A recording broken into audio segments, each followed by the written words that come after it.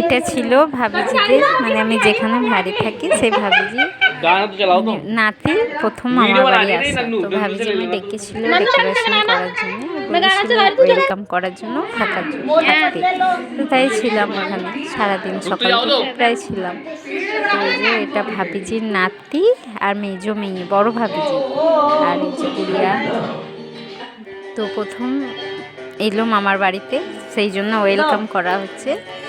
আর খুব খুশি ভাবিজিরা, কারণ ভাবিজির এই যে নাতি সাইডে আছে, বাচ্চাটা 10 বছর পর এই বেবিটা আবার হয়েছে। তো 10 বছর পর নাতি হয়েছে, খুব খুশি সকলে, এই জন্য ওয়েলকাম করছে ভাবিজিরা। দেখো, আর এই যে ডেকোরেশনটা, এটা আমি বেলুনগুলো সাজিয়েছি, আর রুকু হচ্ছে নিচে ওয়েলকামটা সাজিয়েছে। রুকু মানে ছোটো ভাবিজির মেয়ে। তো এই যে এটা হচ্ছে ভাবিজির মেজো মেয়ে আর নাতি। তো সবাই খুব খুশি। আর এখানে যে আমি একটু সেলফি নিয়ে নিচ্ছিলাম। তারপরে এই ছোটো বাচ্চাটাকে দিয়ে কেক কাটা হচ্ছে, কারণ চাকু হাতে দেয়নি বেবি, তো চামচ দিয়ে কাটছিল। আর রাতটা আরও বড় করে অনুষ্ঠান আছে, তাই এখন একটু ছোট্ট করে করবো। তো এটাই ছিল আজকের ব্লগ।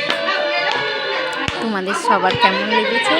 আর আমি যে বিল্ডিংয়ে ভাড়া থাকি সেই বিল্ডিংয়ে দেখা হয়ে গেল সবাইকে। ভালো লাগলে লাইক কমেন্ট করো প্লিজ।